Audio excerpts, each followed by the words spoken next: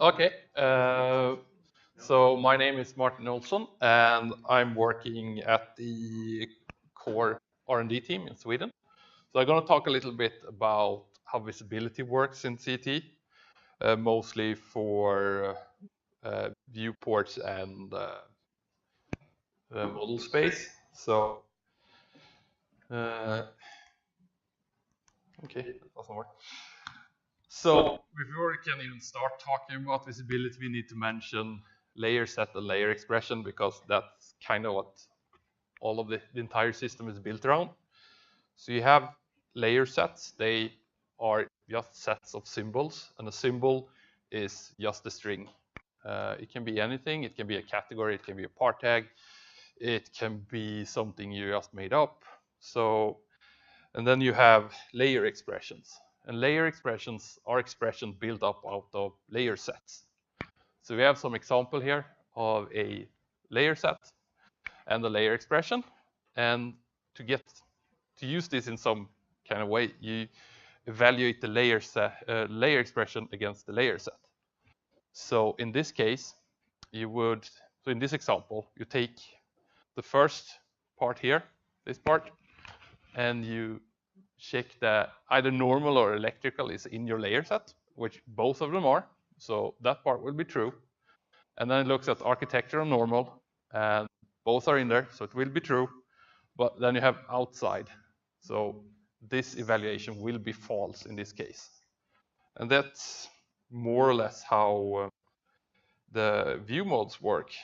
But there are some more things going on. So if you do a brief overview how this works, you do a evaluation of your snapper's layer expressions in the view mode. And if that passes, it then goes on to the graphs.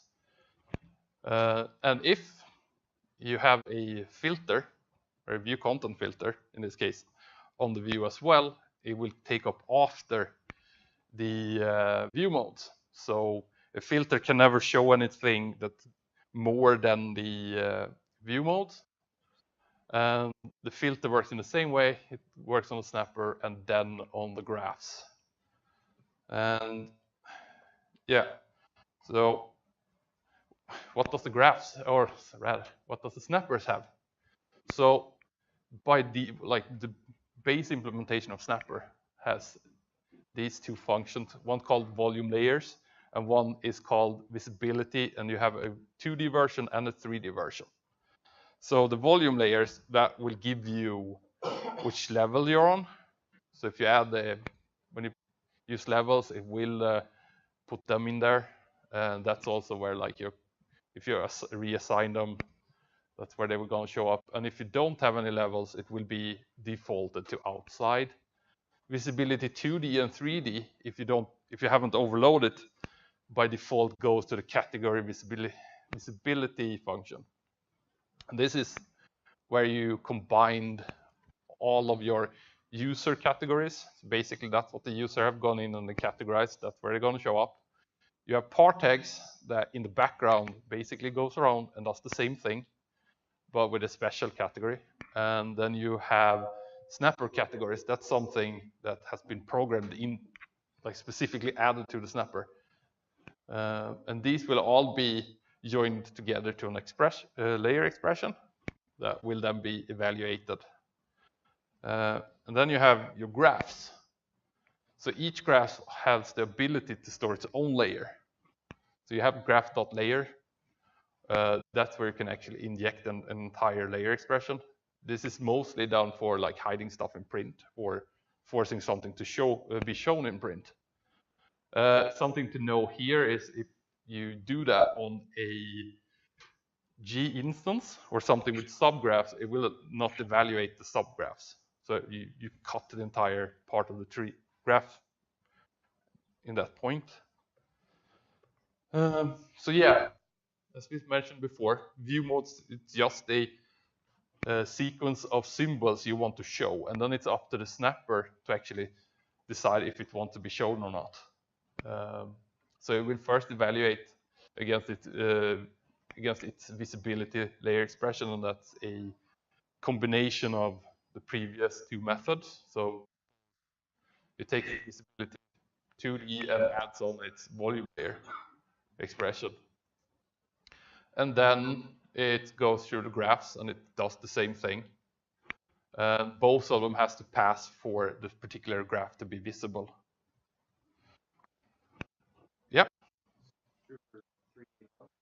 Yes, but then it's primitives instead.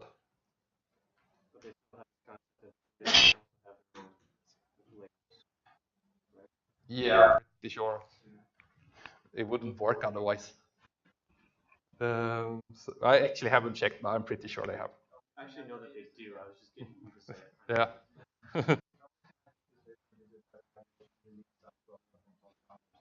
Yeah. I don't. Yeah. And Red and GDI evaluates it a little bit different. I don't know. If you want to, we can go through that, but I don't know if that's necessary. Well, I don't think we can ever get away from it. Yeah. But you don't need to care about it. That's the idea, at least.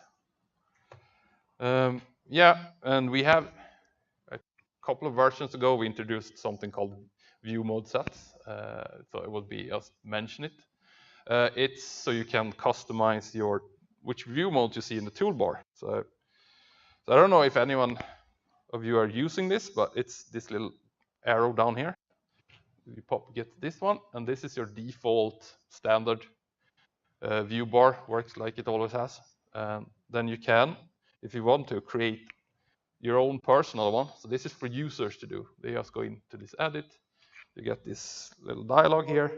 You have all your view modes, including the ones you have created in your viewports, or you have saved on disk on a disk, and you can load them. You can just like check whichever you want, and they will show up down here. You can also from here create a custom view mode, or you can edit a existing one, and they will show up. And if you want to remove them, you remove them. The difference here is the difference with the view mode set versus the normal one is that it won't switch stuff down here. So now I have my test one, and if I go up here, you see I have the same. It doesn't change, but if I go to default, it should actually change the view modes I have available down here. So that's how the users would define their own ones, the ones they want to work with. But it's also possible for the extensions to do some predefined view mode sets. And it's somewhat simple. All you have to do is extend the view mode class, have your view modes and use the add view modes function to them, and then just use this registration function for it to show up in the list. So then you can predefine certain view modes that they might need for different tasks if you want to. So yeah. And then we have filters. And this is probably just a lot easier if you demo. So a filter, so you have filters up here, and they work by first evaluating the groups. So I can show you so it goes top down. So it always has to pass all of them to be visible. So if I, for instance, say I want to show it, like if I turn on all the categories, and then I can hide it with levels, and I can show it with levels. But if I hide it in categories, since it's above, I can't force show it. Inside of these groups, they work a little bit different. Then show will override hide. So if I, for instance, hide architectural, I can show electrical. So in this case, all of these were categorized with both of them. But these also have electrical. So I can also hide the panel. So this turns the visibility concept around. So instead of the snapper saying, and the graphs are telling you what if they want to be shown or not, it's the users that can like hide stuff. And in this case, this is session based. This particular filter in model space. So this is more if you want to get rid of clutter and you also want to get behind something. But if you do this for a viewport, it will be saved with the viewport. So yeah, it's confusing, but it can be really powerful. Yep. So if we on our snappers are programming using layer expressions, yep. how do we also program against this, which is per layer? It actually evaluates on top of layer expressions. Okay. So when it takes the layer expression and then it tries to then it evaluates the filter on top of it. So you don't need to add anything more.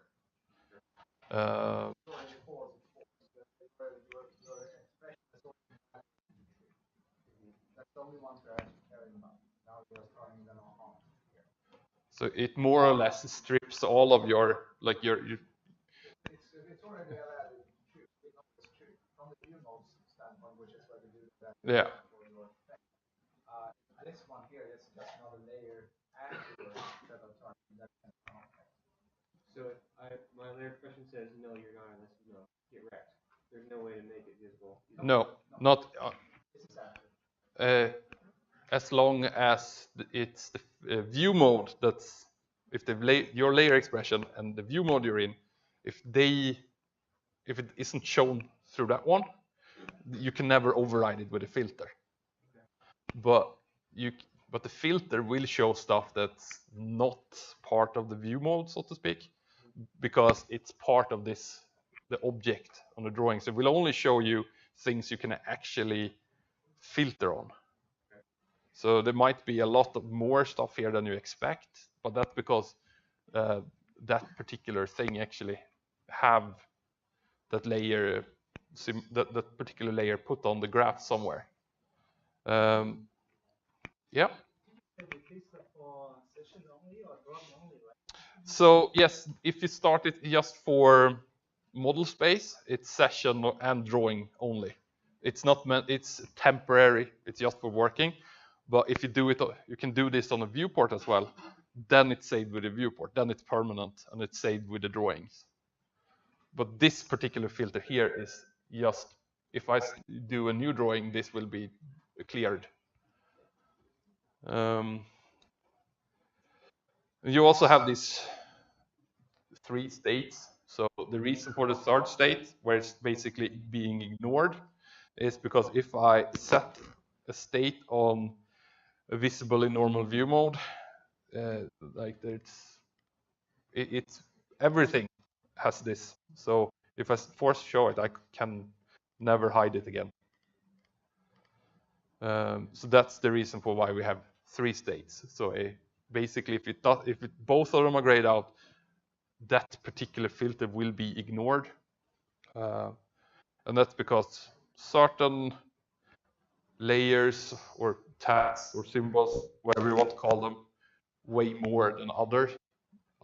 So a simple binary choice would be useless if you set one of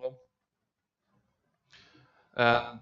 Yeah, and we can't just remove height because there might be another one that's customer specific that will be added on every single snapper, and then we have the same problem again. So any questions about filters or anything else? Let's see. So yeah, that's filters. So you can actually use filters for yourself. You have the view content filter. You just need to instantiate a view content filter. And if you want to use it for your own views, all you have to do is assign it to the view content filter on the view, and the red pipeline and the GDI pipeline will handle it by itself. Should also be mentioned that view content filter just take a layer expression and just spits out a boolean if it's going to be shown or not. So you can use it as a filter. So it doesn't necessarily have to be on graphics, but that's the intention of it.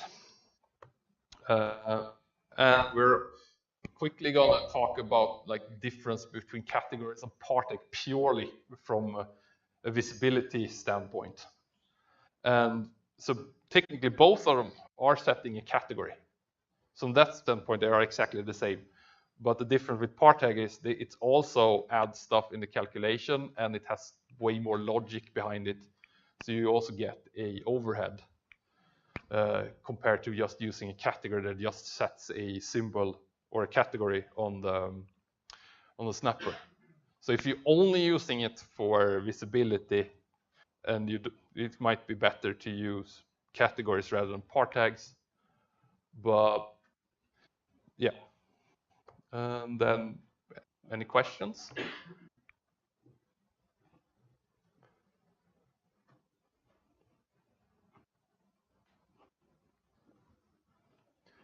In that case, yeah, then I'm done.